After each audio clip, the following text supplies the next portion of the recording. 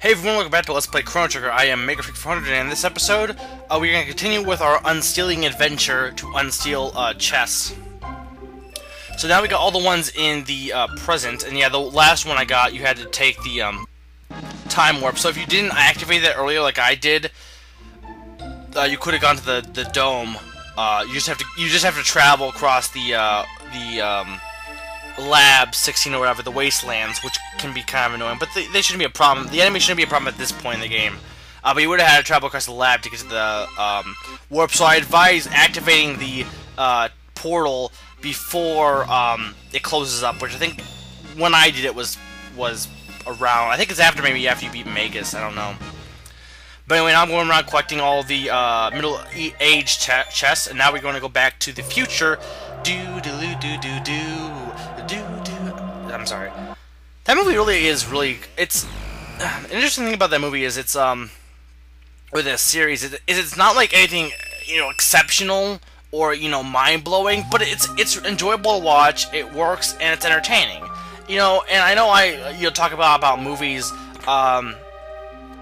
being very and yeah, I'm grabbing some of the door stuff here. I'll talk about some of it later. But I know I'm talking about, or I know a lot of movies can be very, I know I talk about, movies being very thought-provoking and interesting, but, they don't have to be. I mean, Back to the Future is definitely not, well, it's somewhat a thought-provoking movie, but it's not that much. I mean, you could almost argue it's a popcorn movie, but you know what? I'd say that's the right way to do, basically, a movie that just sit down and watch. Because, like, movies like Avatar or Independence Day, they seem to be glorified, effect movies just for the effects. And, Back to the Future, again, isn't really a heavy-hitting movie. It's more just, again, I'd say it's a popcorn movie to an extent. But, it's entertaining, and it's in a movie, a lot, and actually, Klungo is Abused 1 told me, or suggested, how movies aren't really focused on story anymore, but are focused on special effects, and that seems to be the case. I mean, people who are like, oh, no, Avatar's a great movie, and I still need to technically see it. I know, I'm a hypocrite for not seeing it. But, just in general, for those who keep saying stuff like, no, they're popcorn movies, don't worry, Avatar is so great, but it's like, the story's been done, it's very stale. I don't know necessarily about Avatar, but like there are movies out there that it's more about the effects than it is the plot. The plot is almost just there to stuff the effects with something. Is what it almost feels like. Instead of the effects being used to back up the plot. Well, the effects really should be more to help form the movie, but not really back up the plot. But okay, so items, power ring, wall ring. Okay. Then the wallet turns your EXP into cash. If you just want to, make some cash, you can use that. But there shouldn't be any cash problems. The gold stud is basically an improved version of the silver stud. The gold earring is an improved version of the silver earring. The charm top, I think I gave that to Isla. That basically increases her charm ability. I definitely equipped that to her. We have all the vests, which are vests and mails, which I definitely would equip to people. It doesn't really matter at the moment which you equip, but they're stronger than what you currently have, so I definitely recommend equipping them to someone at the moment. So yeah, power ring, dash ring, lumen robe, which is another female robe. Only females can wear the lumen robe. I think that's the majority of stuff, for the most part, that I need to equip. At least at the moment. Alright, let me look as it goes down. Maybe. I really love this song. This song is really awesome. I mean, there's great songs, but this is one of those songs that, I was talking about epic music. This really isn't, epic well, I guess it kind of is. It kind of is epic. But it's an awesome song that I think is a little bit underrated. There's a lot of songs in this game because there's so many great ones that are underrated due to the fact that there's so many great songs. But yeah, it just feels like movies today, and that's why Pixar does a great job. Pixar does a great job because, yeah, they have 3D animation, but they're not focused, they don't seem to be focused on, okay, here's the animation, we're gonna stuff it with story. They're like, we're gonna make a story, we're gonna make a movie, we're gonna make characters, we're gonna make an enjoyable experience, and we're gonna do it with 3D. 3D is the medium in which we're going to, or 3D animation is the medium in which we're going to make this happen. You know, you could have people say, for a movie, it'd be like, okay, we're gonna make this movie about this thing with stuff, and we're going to have some CGI in it. But instead, it's more like, okay, so how many explosions can we fit into this movie? It feels like that's like Michael Bay's philosophy, and you know, I guess that's fine. But it's like, are we really to the point that, you know, just random explosions over and over again pleases us as entertainment for 2 hours to just watch explosions and mediocre, you know, done before plot? Is that really, you know, what entertains us? And if it does, I guess, you know, it's happy. I love Taddy's on a trip, even though her dad was the guy who was dead in the fridge. How dare you lie to your child? But I mean, I guess if it entertains you, it entertains you. But it just, being someone who's going into animation, and you know, it almost feels like a waste to, you know, focus on the plot. Or I mean, the animation's important, like for animation, but the plot and the story and the character development, you know, a lot of things make up a movie. You have to have a balance between the... Balance is key! Whole.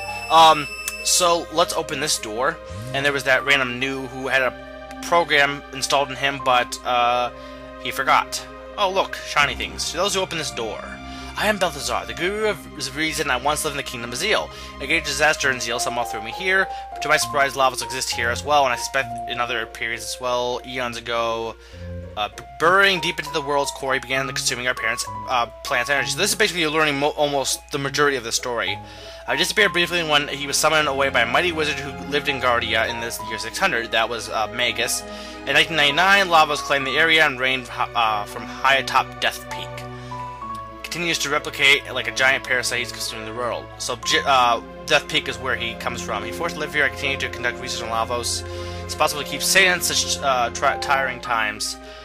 So he's going to safeguard his data. How long I want to return home. So you have opened the door. I leave the things in your hands. Only by mastering time itself do you stand a chance against Lavos. The odds will be against you, but you are true heroes. The world is in your hands. Now open the last door and take what you find there. My invention, my wings of time. No, wait a minute. If you had the wings of time, the ability to go back in time, why didn't you go back in time to Zeal? You had, you know, a time machine. Maybe, I guess, by that point you were too insane. You just didn't want to go home because you'd embarrass your family. I don't know. Belthazar's pretty cool, though.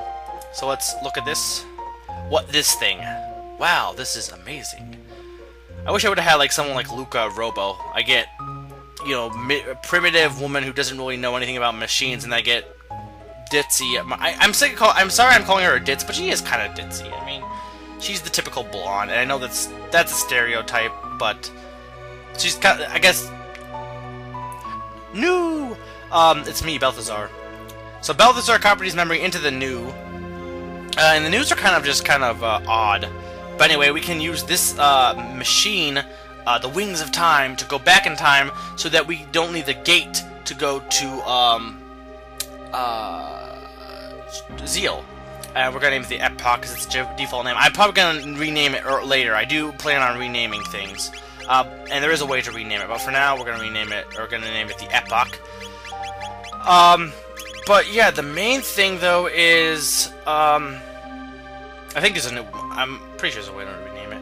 But now that we have the Epoch, we don't have to go through the gates really. We can just go through the Epoch and, you know, travel back in time. So we don't need the gates. So we have the future, the apocalypse, present, and all the other good stuff. So obviously, the end of time. So obviously, the first place we want to go now that we have a time machine is the present. Why? So that we can go see Taban. Because, you know, when you have a time machine, the first thing you want to do is go to one of your friend's father's house. But yeah, right now the time machine is basically stationary, so it's basically a portal that's it's basically another portal. But the thing is, it's a lot more easily accessible than some of the portals. Like the Middle Ages portal is kind of almost annoying to go through every time. Now we have this fairly easy accessible portal. Now, of course, at the moment you can't totally get rid of the portals. because you still have, like, you can't get them the media village. But at the moment, we're not going to really need to. In fact, yeah, we're not really going to... It's not going to be a big deal anyway, because we're not going to be using the portals that much in the future. So yeah, you want to go to Taban at this point, because you can get the last thing from him. I think the last thing, which is the Taban suit for Luca. It's a good piece of armor. And next time, we will head back to Zeal to maybe rescue Melchior from the Mountain of Woe. Since Shala did ask of that. Or do something, I don't know. We need to do something, because we know that's when... you know, Lavos is being awakened, so we gotta do something. Or else we shall perish. Paris. No, that's a Pokemon. Perish! This has been Mega Freak 400, reminding you... that clothes are to be worn.